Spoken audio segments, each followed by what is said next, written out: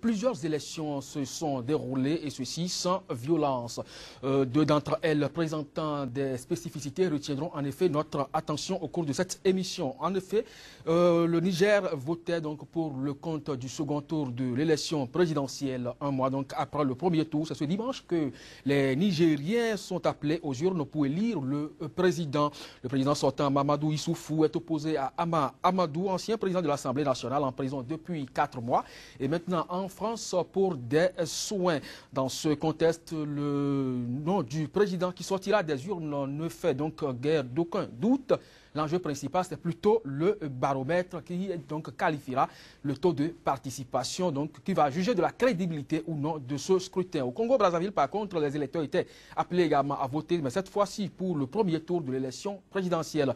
Le président sortant, Denis Sassou Nguesso, déjà 32 ans au pouvoir, affronte 8 candidats.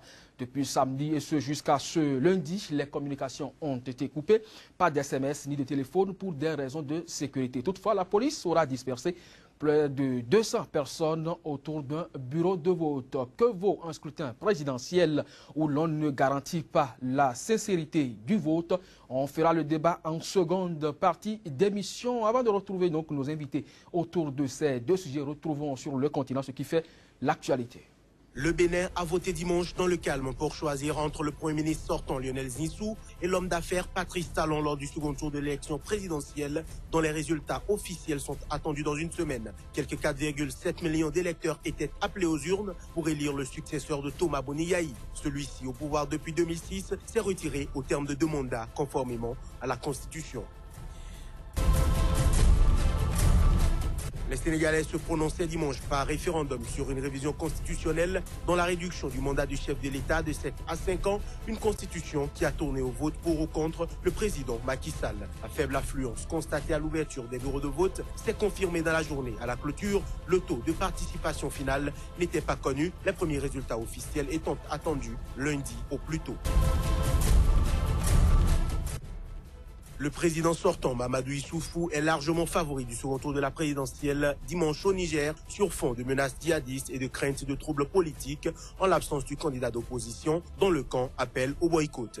La fréquentation dimanche dans la capitale, fief de l'opposition, semblait moins importante qu'au premier tour où il y avait des queues devant les bureaux.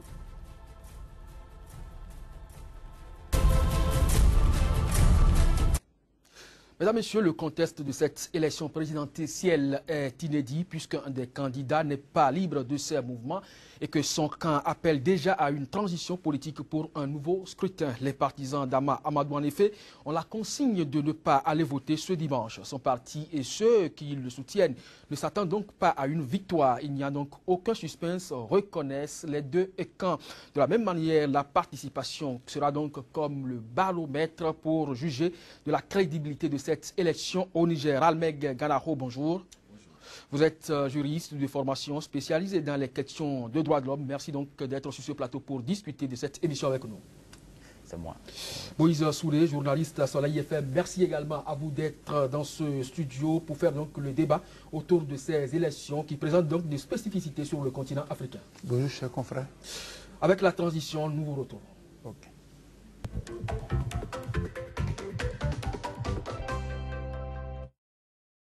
Il y a donc cette transition au cours de cette élection nigérienne. Moïse Soulé, la participation, l'opposition souhaite qu'elle soit la plus faible possible pour que le président soit réélu sans gloire cette fois. Alors le pouvoir espère au contraire que ces appels à voter seront entendus. Il compte sur une participation d'au moins 45% des électeurs. Est-ce que vous pensez que ce faisant, le président donnerait donc un crédit à sa réélection?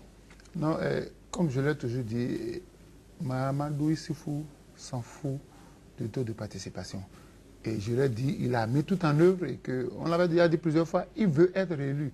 Peu importe la manière par laquelle il sera élu. La preuve, vous savez, il a maintenu son opposant principal dans les liens de détention, malgré que celui-ci, on ne lui reproche grand-chose. Aujourd'hui, c'est vrai que le boycott lancé par la COPA 2016 a été largement suivi. Mais cela ne gêne en aucun cas le président Mamadou Issoufou.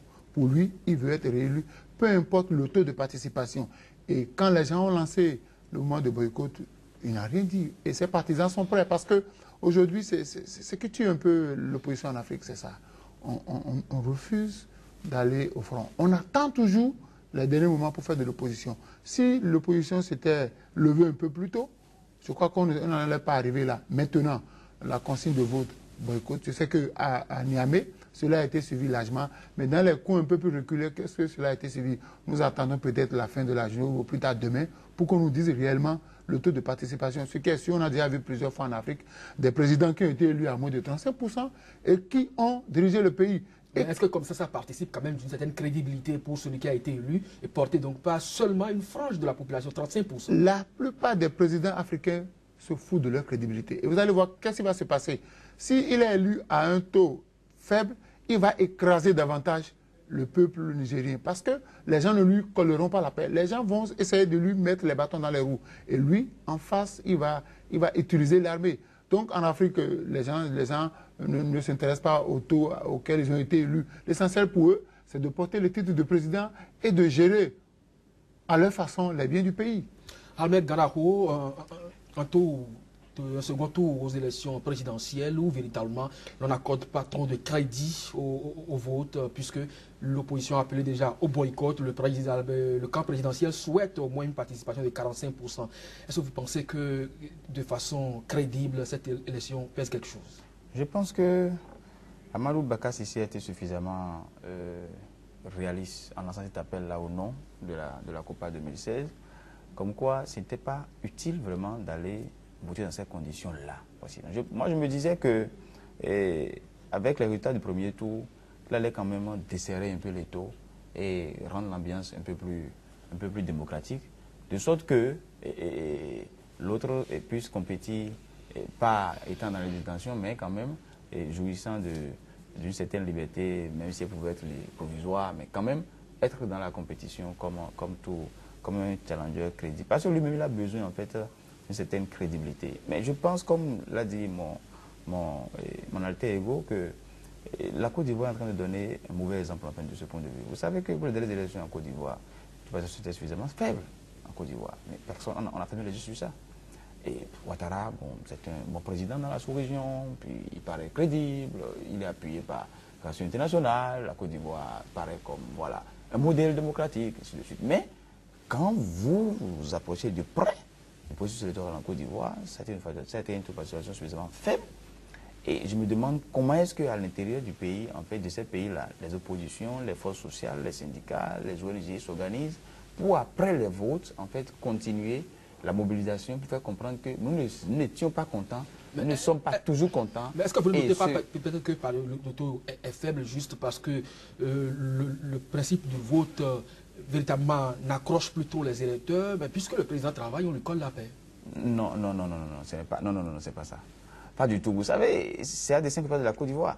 Il y avait des régions en Côte d'Ivoire, pour les élections dernières, où du matin au soir, il n'y a eu aucun électeur. C'était un boycott, un vrai boycott. Désintéressement? Non, c'est-à-dire, disons, mépris, colère. C'est une expression. C'est comme ça que vous l'analysez? Oui. Non, mais j'ai échangé avec des acteurs. Vous savez, c'est-à-dire, c'est concret, c'est-à-dire, ils sont mécontents, ils ne sont pas d'accord avec le système. Et ça a été un truc généralisé.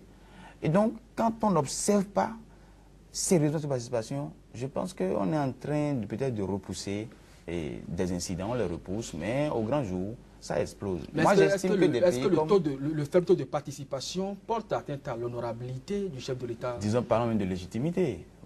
Entre la légalité et la légitimité, il y a une marge. C'est bon pour vous de dire oui, j'ai été élu, c'est la légalité, mais la légitimité, ça pose un problème. Ça pose un problème. Et c'est pour ça que je dis, quand les forces sociales s'organisent comme ça et ont un succès déjà chiffré, avec un taux d'abstention de 65%, 60%, 55%, et après les élections se taisent, c'est là en fait qu'ils installent maintenant correctement le président. Parce que c'est des motifs que vous aviez eus en disant nous lançons le boycott. Mais vous n'êtes plus bon leader quand après les élections vous vous taisez, quand après les élections vous ne poursuivez plus la lutte, à savoir nous n'étions pas contents pour tel et tel motif, nous continuons encore à ne pas être contents parce que nous estimons que celui qui est là n'est pas légitime.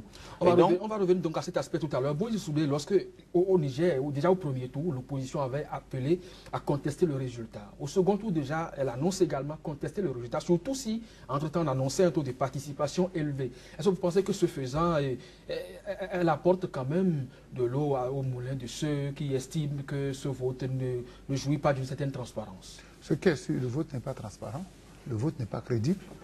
Mais pour le président qui est là, je vous ai dit, c'est comme ça en Afrique, c'est comme ça. Et généralement, qu'est-ce qui pose problème? C'est-à-dire ceux qui sont dans l'opposition et qui appellent à boycotter l'élection, vous connaissez le passé.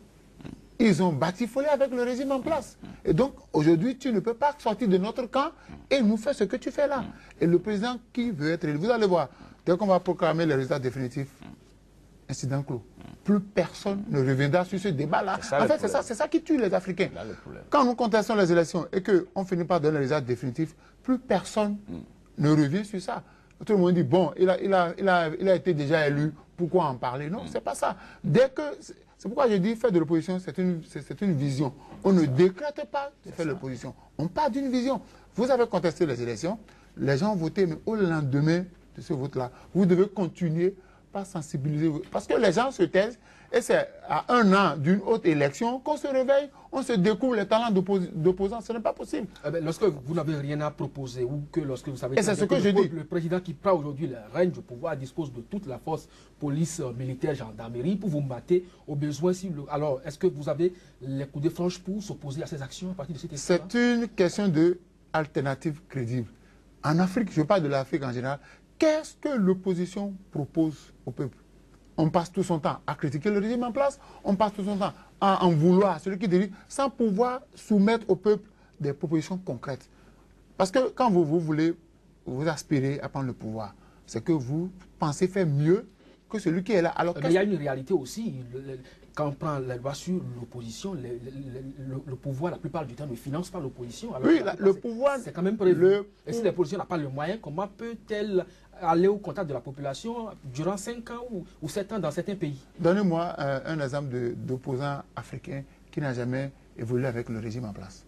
Amadou est resté avec le régime en place.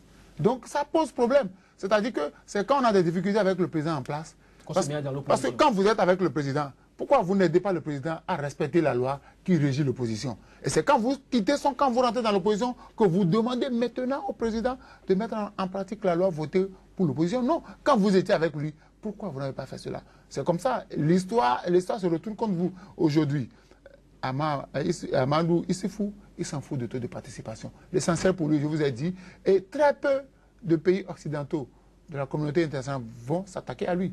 Parce que je vous ai dit, il y a cette affaire d'uranium. Quand vous avez les pays qui ont des ressources minières, la communauté internationale a du mal à leur dicter la conduite à tenir. Parce que si vous leur dictez la conduite à tenir, ils vont annuler les contrats que vous avez signés en 30 ans avec eux. Et c'est par rapport à ça que la communauté internationale, parfois, en Côte d'Ivoire, Ouattara a été bien élu. À Côte d'Ivoire, Ouattara a été bien élu. Vous doutez?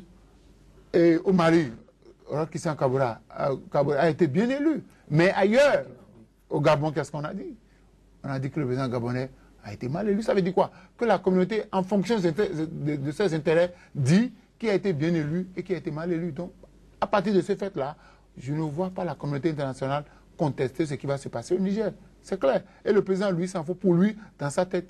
Comme il n'a pas pu faire le chaos au premier tour, même s'il est élu à 25% de taux de participation, pour lui, l'essentiel d'être président. Le reste, on verra ça après. Mais il promet, Issoufou Mahamadou promet aujourd'hui à la jeunesse la lutte contre la corruption, la création d'emplois, également la construction de beaucoup d'infrastructures. Est-ce que vous pensez que l'appel au boycott de l'opposition sera suivi par la jeunesse qui aspire quand même à un lendemain meilleur? Non, avant d'y arriver, je pense que, comme il a dit, en fait, l'opposition aussi constituée de forces juvéniles et sociales. Cette opposition-là, généralement, elle manque de pédagogie. La pédagogie de l'exemple. Ça manque. Et l'image qu'elle projette, ça donne l'impression en même qu'elle se piège, qu'elle s'embellificote elle-même. Et du coup, vous avez du mal, en fait, à apprécier les comportements, les décisions prises par elle à une date T et à une date T plus 2. C'est ça le problème. Moi, j'espère, en fait, que Le boycott qu'ils ont lancé là maintenant, même si le monsieur est mal élu, en griffe, avec 25, 30, 35% de participation, que jusqu'à la fin de l'année 2016, que les forces sociales continuent toujours pas porter. Parce qu'il y a bien avant les élections, il y a de cela, je crois, 3-4 mois, l'opposition a insisté sur la nécessité d'un dialogue politique avant d'aller aux élections. Et ils y mettaient un contenu. La preuve, c'est que la mobilisation lancée par l'opposition n'a pas faibli. L'opposition a été au second tour. Dans ces conditions-là, l'autre s'est fait téméraire, est rentré au pays, sachant bien qu'il y avait la menace d'aller en prison. Il est rentré au pays. C'est dire en fait que je sens qu'il y a quelque chose qui boule là. Et il ne faut pas qu'il faiblisse. Il faut qu'il tienne bon. Est-ce que vous notez une cohésion au sein de l'action de l'opposition? Je pense qu'il y a une... Cette frange qui portait le président Amadou a quand même dit à un moment donné qu'elle ne participe plus, mais le président Amadou a dit « moi je vais participer ». Je pense... Là déjà, il y a plus de synergie au niveau de l'opposition. C'était une fragilisation déjà. Non, il y a une synergie retrouvée après les résultats aussi. Il y a une synergie retrouvée après les résultats. Il y a une synergie retrouvée. Moi je pense que le Niger ne doit pas faire comme les autres oppositions. Comme quoi, après, comme l'a dit le doyen, après les élections, on se tait et puis 4 ans après, on se remet en situation encore de reposer les mêmes problèmes, c'est-à-dire on sort d'un long sommeil pour les mêmes problèmes. Là, on ne les suit plus. Moi, je pense que c'est trop facile aussi de projeter tout un espoir sur la jeunesse. Parce que je l'ai souvent dit, lorsqu'on parle de jeunesse, de quelle jeunesse parlez-vous en réalité? Il faut reconnaître que nous traversons une crise de mobilisation en Afrique francophone particulièrement. Parce que nos systèmes éducatifs n'ont pas rendu service à la jeunesse. Le militantisme pose un problème. J'ai surpris au Bénin des citoyens qui, en fait, ne sont pas allés voter parce qu'ils disent on n'a pas reçu de l'argent de quelqu'un pour aller voter. Il ne comprend pas en fait qu'il a, pour lui en fait, il ne dit pas qu'il a plein de conviction, il dit simplement j'ai pas été motivé par l'argent d'un candidat pour aller voter. Il y en a qui ont vendu leur carte d'électeur. Ça pose un problème. Est-ce qu'on a fait comprendre aux citoyens vraiment le sens de son choix? Même le choix blanc, c'est un choix aussi. Mais est-ce qu'on a fait comprendre en fait qu'il est important de décider en ce moment précis? C'est pas évident. C'est souvent des mouvements de suivisme, on les mobilise, on leur porte un discours, et puis on les travaille. Mais ce n'est pas le vrai peuple. Ce n'est pas la vraie conscience citoyenne dont on devait rêver. Sinon, il peut être mal élu à 35, 20 et 20%, et 2 mois après ces élections, dégagé du pouvoir. Il faut travailler à avoir de vraies forces, c'est-à-dire citoyennes. Et les citoyens conscients, formés et impliqués dans la gouvernance publique ou bien dans le contrôle citoyen de l'action. Et public, c'est des gens, il n'y a aucun président qui peut s'en foutre comme vous le dites. Il s'en fiche. Non, il ne peut pas s'en foutre. Parce que la réalité est qu'ils sont là pour le peuple. La seule force appartient au peuple. Il n'y a pas ce président-là, selon moi, qui peut se tenir devant un peuple. Vous avez vu, c'est difficile, par 7 ans au Bénin, de ne pas faire un parallèle. Votre résumé de l'actualité par rapport au contexte du Bénin, vous avez vu cette mobilisation citoyenne avec les urnes, c'est des gens qui sont vraiment accrochés à leur vote, parce que justement, ils sont animés d'une conviction. À un moment donné, ils ont été travaillés, même si ce n'est pas des convictions intrinsèques, ils ont quand même travaillé à ça. Le peuple s'est levé. Quand le peuple se lève, même si les motivations ne sont pas les bonnes, quand le peuple se lève, il n'y a rien devant. Est-ce que vous pensez que c'est cette conviction-là qui a animé le rapporteur général de la CENI qui, à la veille du vote, a jeté l'éponge au Niger? Non, moi je ne parlerai pas de conviction. Je ne parlerai pas de conviction. Parce que c'est difficile de parler de conviction dans un contexte politique en Afrique. Tout à l'heure, nous avons parlé de la jeunesse. Il suffit que le nouveau président, la jeunesse qui se retrouve du côté de la Copa 2016, il suffit que le président pose des actions de charme pour cette jeunesse-là, qu'elle va quitter la Copa 2016. Il suffit que le président choisisse au niveau de la société civile nigérienne des têtes de pont et qu'il les trouve au poste, comme cela s'était passé au Bénin. On a vu le rôle que la société civile, après, mais le président, il a étêté la société civile. Parce que c'est une question, c'est pas une question de conviction, mais c'est une question d'intérêt. Les gens viennent dans la politique. C'est bien dommage. Les gens viennent parce que le président, il sait comment il va maîtriser cette opposition-là. Il suffit qu'il prenne quelques têtes de pont au niveau de l'opposition, leur trouve des postes, et puis ils vont se taire jusqu'à la veille de la prochaine élection. Aujourd'hui, je crois qu'il faut, comme il a dit, il faut rééduquer les gens. On ne fait pas de la politique parce qu'il faut faire de la politique. On fait de la politique par conviction. Et on ne se lève pas pour dire je vais attaquer un homme qui a eu le temps d'installer son système. Mahamadou Issoufou a installé son système. Et on avait déjà dit, une fois sur ce plateau, il est prêt à écraser tous ceux qui vont se mettre au travers de son chemin. Donc aujourd'hui, il faut qu'en Afrique... Est-ce que c'est ça qui a expliqué les ralliements au second tour? Mais oui, il y a des gens... Donc ils ont peur d'être écrasés? D'être écrasés et ils ont besoin aussi de venir goûter à ce qui se fait. C'est comme ça. À partir de cet instant, il n'y a plus d'opposition. Vous allez voir, si vous regardez les ralliements, c'est les poids plumes. Ceux qui n'ont rien, qui n'ont pas de fief et qui veulent se donner une Mais ça va quand même légitimer le vote. Non. Vous avez vu ce qui s'est passé au Bénin. Ce n'est pas une question de conviction par rapport au candidat choisi, mais c'est le désir du peuple de finir avec un système. Et j'ai dit... Donc, quand le report de voix n'est pas systématique? Non, ce n'est pas systématique. Quand un peuple se décide à lâcher ses dirigeants, quel que soit ce que vous mettrez là, ils vont vous lâcher. C'est le peuple. Mais alors, répondez à la question. Qu'est-ce qui peut alors expliquer que le rapporteur général de la CENI, par exemple, suspend sa participation au processus à la veille du vote? Oui. Mais c'est le samedi, il l'a fait. Alors le dimanche, le peuple doit aller voter. Mais oui, c'est un choix. Parce qu'il a compris le danger. Il a compris venir. Vous savez, dans certains pays, personne n'aime porter la responsabilité du malheur quand ça va arriver. Personne n'aime porter la responsabilité du malheur quand ça va. Et lui, il a pris ses responsabilités. Et je ne lui en veux pas.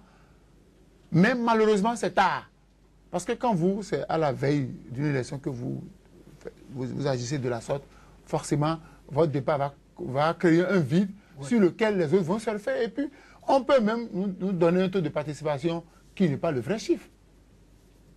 On peut nous donner un taux de participation. Parce qu'on a j'ai déjà lu sur un certain nombre de réseaux ce matin que c'est seulement à Niamey, fief de l'opposition, que le boycott a été suivi. Mais que dans les autres régions, ce boycott, ça veut dire quoi? Qu'on nous prépare déjà à nous donner un taux de participation acceptable. On peut nous dire c'est de 52%. Or, en réalité, sur le terrain, ce n'est pas ça. Donc, chacun, en fonction de ses convictions ou en fonction de ses intérêts, choisit le camp. Mais on choisit plus son camp en fonction des intérêts.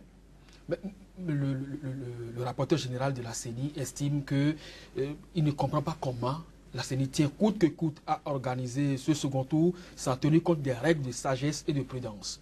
De quelle prudence, de quelle sagesse est-ce qu'il s'agit alors que tu as attendu jusqu'à la veille du scrutin pour pouvoir déposer le tablier? Vous savez, ils ont...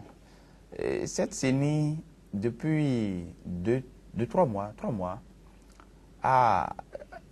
s'est accommodé en fait du contexte. Parce que le Niger est un pays sous sédatif, hein, disons, avec tant de menaces, la menace djihadiste, la situation avec la grande coalition de l'opposition qui exige le dialogue politique depuis, la contestation inhérente à la liste électorale et la gestion qui a été faite de cette contestation-là par la CENI, sous pression aussi du gouvernement, tout ça là. C'est autant de choses qui ne laissaient pas assez de marge de manœuvre à ces responsables de la CENI. Je dois dire que la CENI du Niger, c'est l'une des CENI vers lesquelles nous devons aspirer dans la sous-région parce que ce n'est pas une CENI tout à fait politisée. C'est une CENI composée au niveau des organes de gestion de magistrats et d'avocats. En général, le président dont vous parlez, c'est un magistrat. C'est des gens qui manient la loi comme cela se doit. Et donc, quand vous venez à un niveau, votre conscience vous interpelle. Votre conscience vous interpelle et vous refusez de continuer pas à jouer le jeu, en fait. Donc, il y a eu vraiment, c'est-à-dire, moi je pensais que depuis longtemps ça allait se passer. Voilà. C'est un truc qui ne devrait pas, qui ne pas durer. Parce que c'est le même mécanisme qui a amené l'actuel président Issoufou. Et donc, il sera difficile, en fait, quand ça vous a porté comme ça. Vous voyez le contexte au Bénin, actuellement, nous sommes tous contents de notre Sénat, qui a vraiment eu le coup de France, qui a été professionnel, et qui a... Mais, espérez par exemple que dans 5 ans, celui qu'on pressent comme l'élu, et demande à ce Sénat de faire n'importe quoi. Ça sera difficile. Parce que là où nous sommes maintenant, on les applaudit correctement, et ils ont actuellement une légitimité, une certaine crédibilité, tout et tout. Et ça, c'est la fierté du Bénin, actuellement, la Sénat. Mais du coup, dans 5 ans, ne demandez pas à ce Sénat-là de reculer dans la performance. C'est ça le problème, en fait. Et donc, la situation de la CENI du Niger, ça s'assimile un peu à ça. Il faut espérer vraiment que c'est dommage que ceux-là qui bénéficient à une date T des prouesses des institutions républicaines ou des forces sociales, 5 ans après, une fois qu'ils veulent revenir ou bien qu'ils ne remettent pas en cause l'establishment, le dispositif qui les amène. Mais Oui, ce qui me met mal à l'aise, Oui. le rapporteur, c'est le jeudi que l'opposition a appelé au boycott. Oui. Mais pourquoi elle a attendu le lendemain de l'appel au boycott avant de se prononcer? Si tant est qu'il avait cette dénonciation à faire, il devait le faire depuis. Il a attendu que l'opposition, il a pris la mesure des choses à partir du moment où l'opposition a lancé l'appel au boycott. Et c'est là que j'ai dit qu'il ne veut pas porter sur lui, devant l'histoire, la responsabilité de ce qui va arriver. Parce que déjà, la veille, c'est déjà tard. C'est-à-dire que tout a été déjà ficelé, l'organisation de second tour est déjà réglée, et vous attendez pour quitter. C'est-à-dire les questions... Est-ce que vous voyez par exemple que dans sa démarche, quand il parle de sagesse et de prudence, si on aurait quand même attendu que l'autre recouvre toute sa sérénité, sa santé, pour que véritablement on batte campagne sur... Ce n'est pas aujourd'hui qu'il va parler de sagesse. Quand l'autre était dans les liens de détention, il était en prison. Pourquoi il n'a pas parlé de sagesse? Il est resté en prison. Il n'a pas eu la possibilité de descendre sur le terrain. Mais est-ce qu'il est tard pour mieux faire?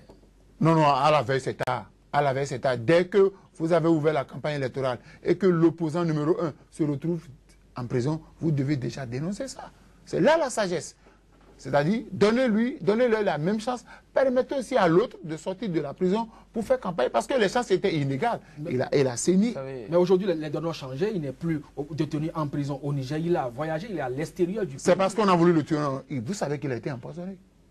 Ça, c'est vous qui nous apportez. J'ai eu la chance de rencontrer à Cotonou. Vous savez, il y a une colonie nigérienne ici. Non, mais tant que vous n'avez pas entre-temps, médicale de l'empoisonnement, on ne peut pas donc l'affirmer comme ça. Peut-être que c'est une façon d'intoxiquer aussi la population. De toutes les façons, on ne va pas spéculer sur ce dossier.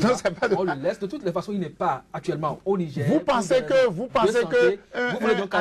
Amadou en forme arrangerait le pays, parce que arrangerait et Amadou. Mohamedou Sifou, on a toujours dénoncé ici. Mais les ralliements quand même au second tour, d'une manière ou d'une autre, même s'ils ne pèsent pas, vous l'avez dit tout à l'heure, des poids plumes, un plus ça va quand même peser quelque chose. Ramel Ganako, vous l'avez dit quelque chose. Oui, je pense que le timing de sa démission, de son départ, devrait poser moins de problèmes. Vous savez pourquoi? Parce que quand vous gérez des institutions du genre, il y a des dialogues. Le dialogue s'impose d'abord avec le pouvoir d'État, avec d'autres institutions. C'est une synergie institutionnelle qui conduit de pareils processus. Ça veut dire quoi?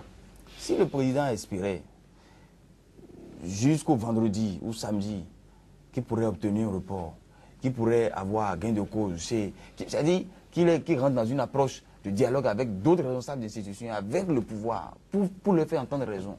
Et finalement, c'est-à-dire de report, nous sommes toujours, je ne sais pas comment on va le dire, on traîne le dialogue en longueur pour finir, il constate qu'on l'a tourné en bourrique tout le temps pour ne pas lui dire ce que tu veux là, on ne te le donne pas. Maintenant, vas-y, on t'expose comme ça, fais les élections ici. Vous voyez, on ne peut pas tout de suite dire qu'il n'a pas tenté des choses. Je donc, pense, amende honorable, alors, le rapporteur général. Non, je ne le dis pas tout. Je dis, vous savez, ce n'est pas tout qu'on expose dans la presse. Ce n'est pas tout que vous, de la radio, de la télé, vous relayez. Mais il y a des raisons fondamentales qui peuvent justifier. Je le dis parce que j'ai eu la chance de rencontrer ce monsieur, président de la CENI du Niger, dans d'autres sessions avec qui j'ai échangé. Je sais que c'est quelqu'un de posé. C'est quelqu'un qui a la tête sur les épaules. Et je pense que ce n'est pas un acte lâché comme ça. Il a mesuré, et c'est sûr qu'au préalable, il a posé des actes préalables. Et pour finir, il fait son point et il se dit, ce n'est pas normal de foncer comme ça. Une chose est claire, c'est que vous avez le dirigeant lui-même, ici, il faut le même, il est kamikaze, il fonce, rien ne le rencontre, il fonce, il atteint ses objectifs. Et on sent aussi en face qu'il y a des gens qui n'ont pas démordre, parce que je vous ai dit que les gens ont commencé par exiger le dialogue politique depuis bientôt 4 mois. Okay, et ils sont restés constants dans le discours. On va bientôt sortir de ce sujet, du moins, relatif donc, au Niger. Oui. Monsieur Souré, nous étions donc sur ce plateau pour apprécier le premier tour. On savait qu'il y avait eu le vote le dimanche, mais le lundi, on a continué à voter dans certaines régions. On avait dit qu'il y avait une organisation chaotique du premier tour. Que la CENI n'a pas dénoncé en son temps. Mais est-ce que vous avez aujourd'hui l'impression que tout a été bien organisé pour le second tour? Oui. Tout a été bien organisé, mais l'opposition a un certain nombre d'exigences auxquelles on n'a pas accédé. Et c'est pourquoi ils ont appelé à voter au boycott. Et c'est vrai, ce boycott a été suivi, mais malheureusement, en Afrique, nous attendons toujours les derniers moments pour réagir. Moi, je dis, je ne suis pas contre le principe du rapporteur général qui est parti. Je ne suis pas contre. Mais il aurait pu le faire un peu plus tôt. Parce que partir à la veille, c'est qu'on avait déjà tout organisé. S'il avait fait un peu plus tôt, c'est vrai que quand on dénonce, quand vous dénoncez dans les 4 murs, quelque part, vous n'êtes pas entendu. Personne ne sait ce que vous faites. Et quand il parle de sagesse, moi je dis et je le répète, il aurait pu le faire un peu plus tôt, avant même le premier tour. Parce que les candidats étaient partis sur des bases inégales. L'un en prison, l'autre a la possibilité de sillonner tout le pays. On aurait pu déjà à ce niveau-là dire ce n'est pas bon. Aujourd'hui, on a attendu. Quand je parlais de la santé de Amadou Issoufou, au départ, on a fait le débat ici, on nous a parlé des yeux, qu'il avait des problèmes d'yeux. Après, on nous dit que ce n'est pas un problème d'yeux. Ça veut dire quoi? Que le président sait que Amadou est puissant. Et que si celui-là descend sur le terrain pour faire campagne, le président risque de ne pas se voir renouveler son mandat. Et on a mis tout en œuvre, j'ai dit... Il était quand même poursuivi par la justice, une affaire qui doit normalement clarifier. Présumé.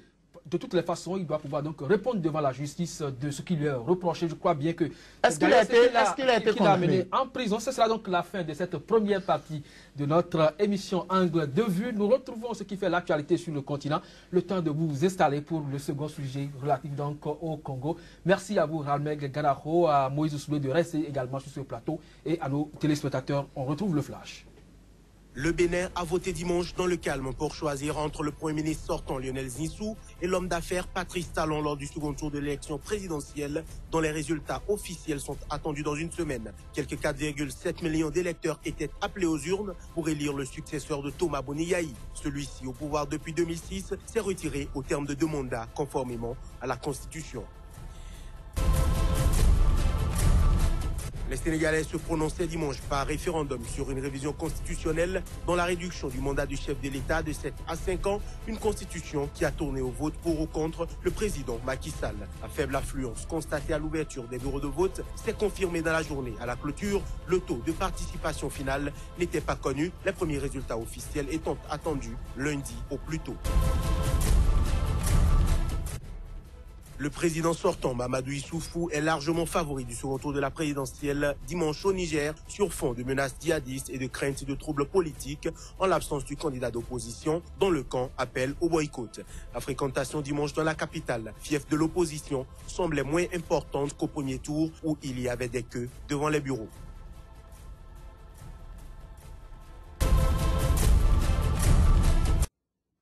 Ralmeg Ganaho, juriste de formation, spécialiste des questions de droits de l'homme, merci de rester toujours en notre compagnie pour poursuivre cette émission. Moïse Soulé, journaliste à Soleil FM, merci également à vous de rester donc pour la continuité. Cette fois, les Congolais étaient donc aux urnes pour une présidentielle sans télécommunication, donc pas d'SMS, pas d'appel téléphonique, et tout ceci selon les autorités pour garantir une certaine sécurité du vote donc durant cette période de 72 heures. Nous retrouvons juste la transition, le temps donc de prendre langue avec vous.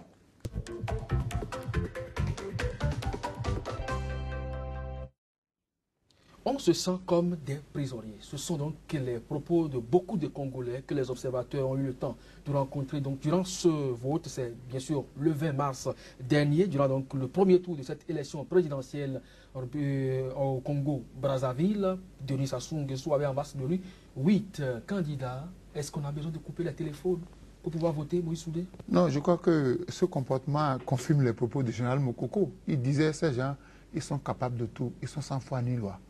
Ça veut dire quoi? On a coupé la télécommunication juste pour faire un chaos. Simplement. Parce que vous avez vu, avec la télécommunication aujourd'hui, déjà dans les bureaux de vote, vous pouvez transmettre les informations à votre base. Mais quand il n'y a pas ça, il n'y a pas SMS, il n'y a pas appel, il n'y a rien. Ça veut dire quoi? Qu'on veut déjà légitimer un pouvoir.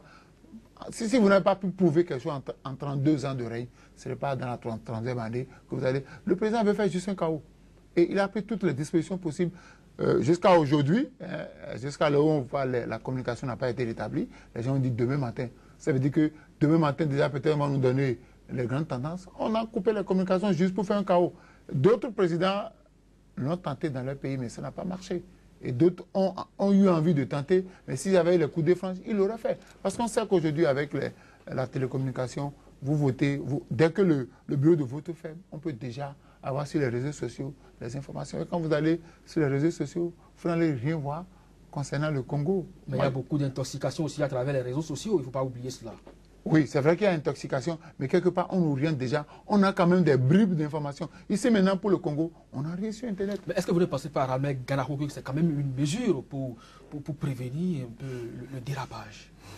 Parce qu'on sait quand même, durant la campagne pour le référendum, on sait comment ça s'est passé, les violences, ainsi de suite. Mais aujourd'hui, lorsqu'on n'alerte pas à travers les SMS, les réseaux sociaux, bon, quand même, ça participe d'une certaine sécurité, vrai ou faux? Vous faites de l'humour.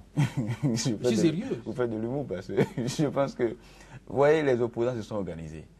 Ils ne croient pas à la CENI, et c'est pas la CENI chez eux. Oui. CNEI. CNEI, c'est ça. Enfin, ils ne croient pas à l'organe de gestion électorale, ils n'y croient pas. Et 5 candidats se sont organisés, ont mis en place une plateforme parallèle de décompte des voix, tout et tout. Ouais, je crois qu'on va revenir sur cet aspect. Et c'est justement ça la cause. Parce que la plateforme mise en place ne peut être opérationnelle sans les NTIC. C'est ça le nœud du problème. Parce qu'il faut centraliser les résultats. Et donc les autres, tout de suite, ont marqué leur méfiance par rapport à l'organe de gestion électorale. Ils l'ont manifesté. Ils ont pris les dispositions idoines pour faire le décompte parallèle. Ils ont mobilisé les forces sociales. Et il a senti donc que cette fois-ci-là, apparemment, c'est-à-dire les forces sociales sont restées mobilisées. C'est ce que je dis en fait. Il lui a marqué le coup la dernière fois par rapport au référendum sur la Constitution. Mais les forces sont restées mobilisées et organisées.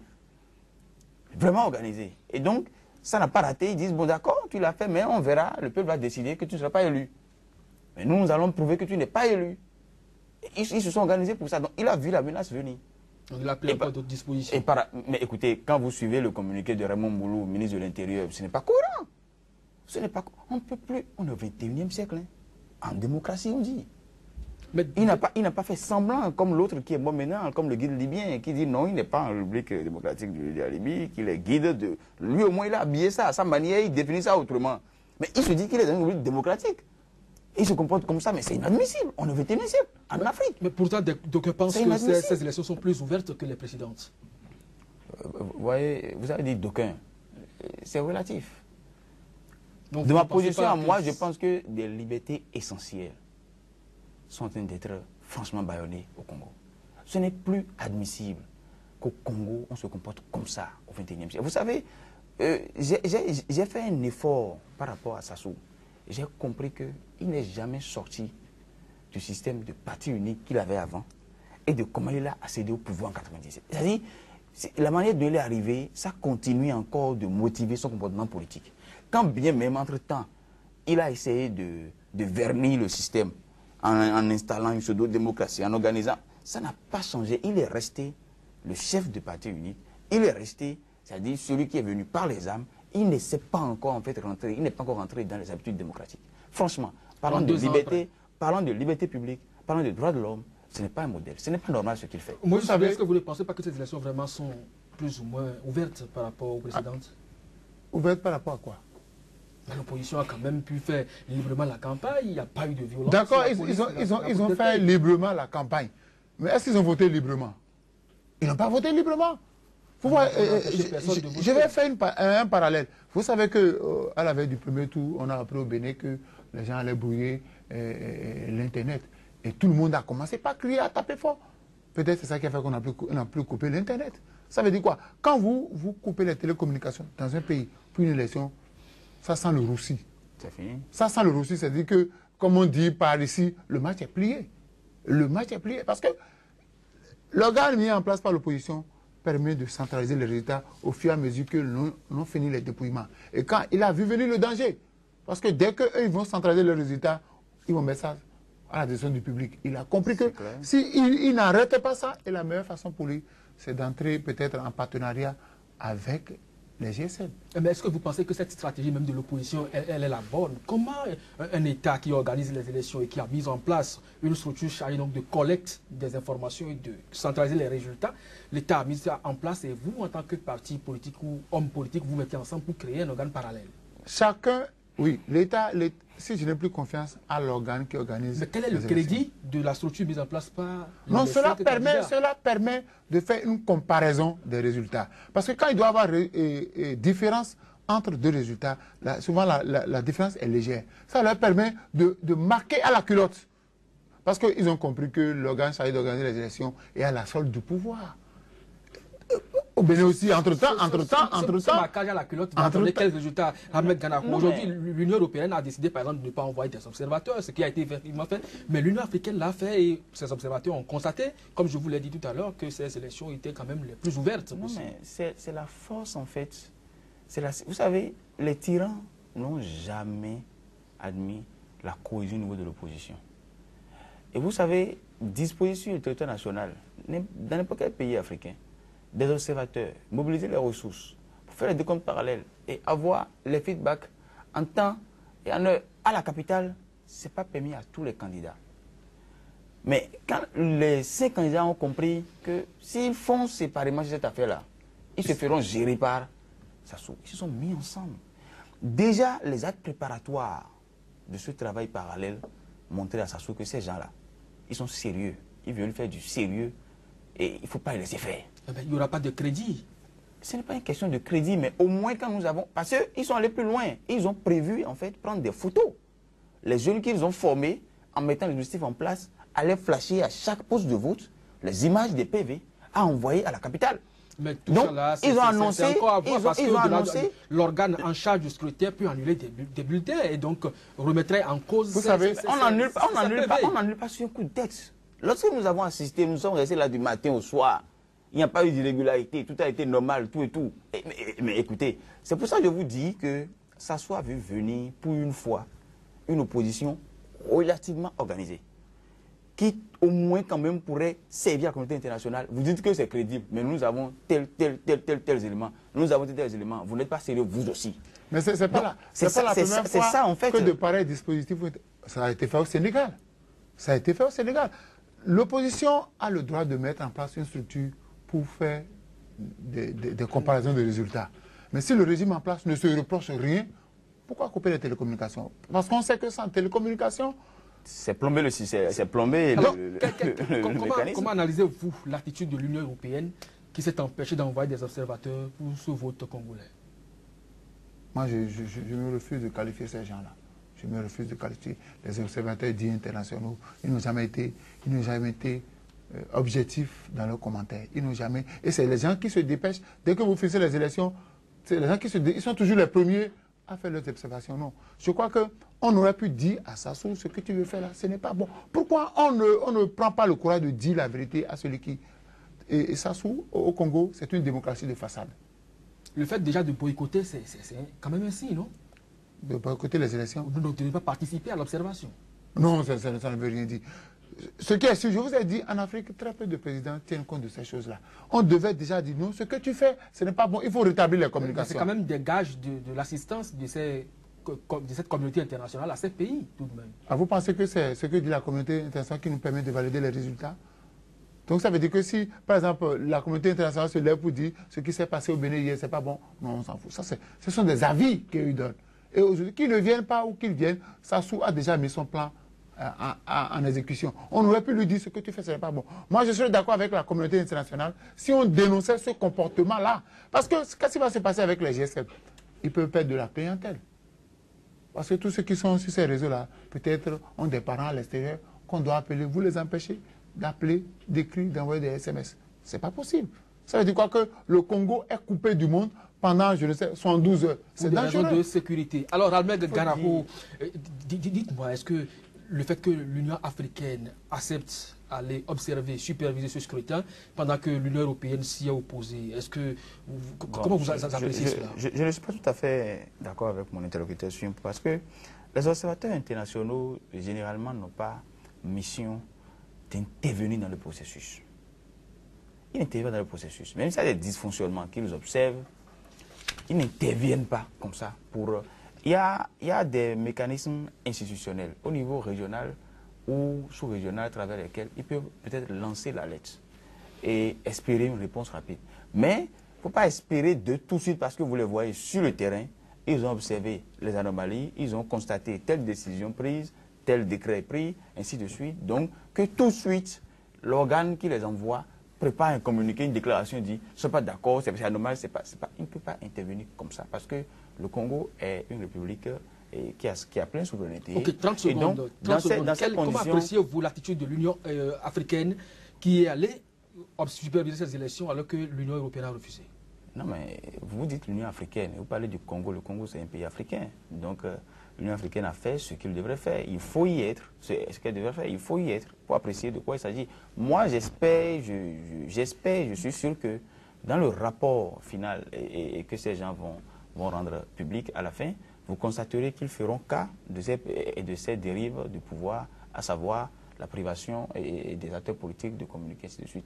Mais au-delà même, il ne faut pas souvent espérer que ce soit les rapports des associations internationaux et consorts qui règlent le problème des oppositions qui sont opprimées par de pareils systèmes. Il faut rester dans l'approche que les oppositions elles-mêmes, malgré les difficultés qu'on leur crée, trouvent des stratagèmes, restent mobilisées pour faire face en fait à l'oppresseur. Il est question d'une mobilisation constante, il est question d'une ligne constante qu'on garde et avec beaucoup de détermination pour aller jusqu'au bout. Parce que, comme vous l'avez dit et comme nous l'avons constaté, pour les deux questions qu'on a abordées, nous avons affaire à des personnes qui ne croient pas au jeu démocratique. Et il faut en face d'eux des gens vraiment teigneux, une opposition convaincue, mobilisée pour pouvoir tenir dans la durée. Pas seulement instantanément, mais dans la durée, pour finir par faire entendre raison à qui. Je l'accepte ainsi comme la conclusion de cette émission Moïse sous les journalistes sur la IFM. Merci pour votre contribution et votre participation. Ramel Ganako, juriste de formation, spécialiste des questions de droits de l'homme. Merci donc d'avoir participé à cette émission de ce 21 mars que nous remercions d'avoir suivi. Restez donc câblés Sika TV. L'information continue. Dans un instant, vous retrouvez le journal de l'économie.